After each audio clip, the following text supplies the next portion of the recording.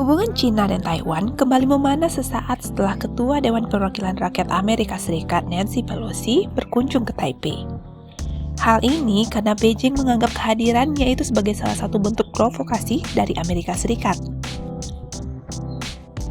Hingga saat ini, Cina terus menegaskan klaimnya terhadap Taiwan yang merupakan bagian integral dari kedaulatannya. Secara de facto, Taiwan telah merdeka dan diakui sebagai negara berdaulat oleh 23 negara di dunia.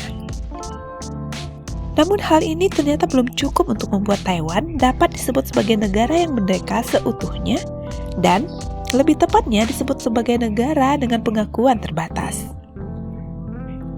Cina memandang Taiwan sebagai provinsi yang memisahkan diri dan ingin merebutnya kembali dengan paksa jika perlu. Sedangkan orang Taiwan menganggap pulau mereka memiliki pemerintahan sendiri sebagai negara yang terpisah. Alasan kenapa Cina dan Taiwan bermusuhan juga dapat ditelusuri ke perang saudara Cina. Ini berakhir dengan larinya pasukan nasionalis Kuomintang ke pulau seberang selat Taiwan, lalu mendirikan Republic of China. Kini dengan jumlah penduduk yang semakin berkembang, orang-orang Taiwan menganggap wilayah mereka berdemokrasi, terlepas dari apakah kemerdekaannya dideklarasikan secara resmi atau tidak. Pemukim pertama yang diketahui di Taiwan adalah orang-orang suku Austronesia, yang diperkirakan berasal dari Cina Selatan modern.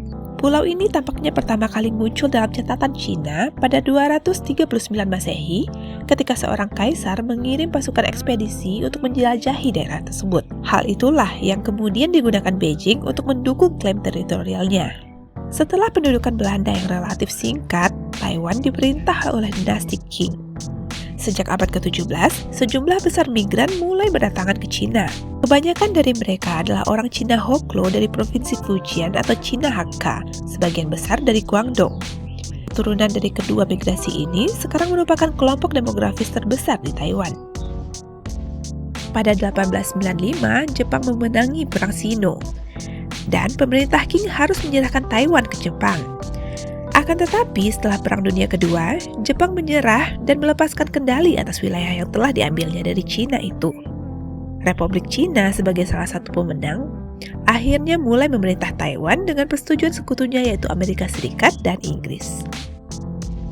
Namun dalam beberapa tahun berikutnya, Perang Saudara Cina pun pecah, dan pasukan Chiang Kai-shek saat itu dikalahkan oleh tentara komunis Mao Zedong.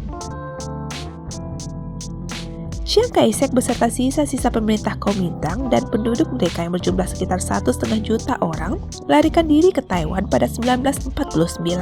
Kelompok yang disebut orang Cina daratan ini mendominasi politik Taiwan selama bertahun-tahun meskipun hanya mencakup 14% dari populasinya. Chiang Kai-shek lalu mendirikan pemerintahan di Taiwan yang dipimpinnya selama 25 tahun. Hubungan kedua negara ini mulai membaik pada tahun 1980-an ketika Taiwan melonggarkan aturan tentang kunjungan dan investasi di Cina. Kemudian pada 1991, Taiwan menyatakan bahwa perang dengan Republic of China telah berakhir. Cina pernah mengusulkan opsi satu negara, dua sistem, yang katanya akan memungkinkan otonomi signifikan bagi Taiwan jika setuju berada di bawah kendali Beijing. Sistem ini berhasil mengembalikan Hong Kong ke Cina pada 1997. Namun, Taiwan menolak tawaran itu dan Cina bersikeras bahwa pemerintah Taiwan tidak sah.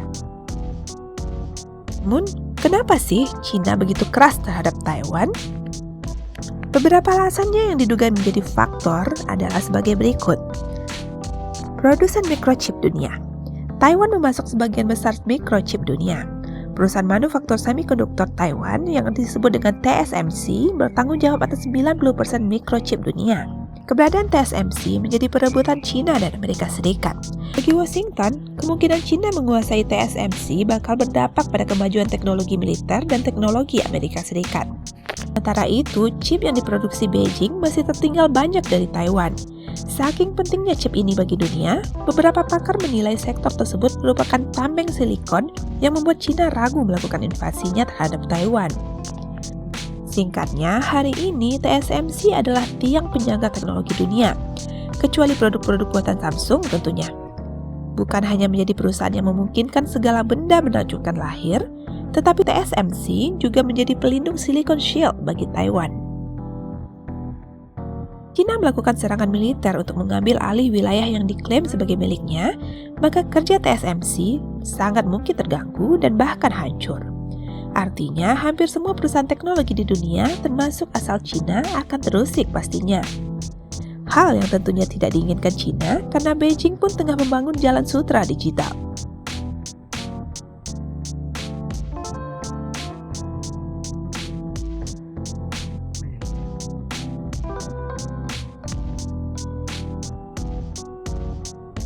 Faktor kedua, kepentingan ekonomi China.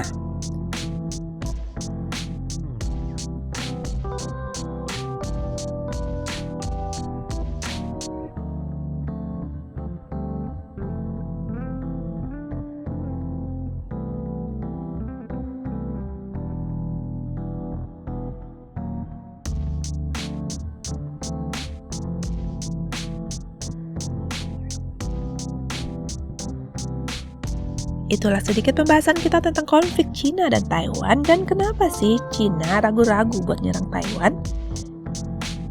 Terima kasih sudah menonton video ini dan sampai jumpa di video berikutnya.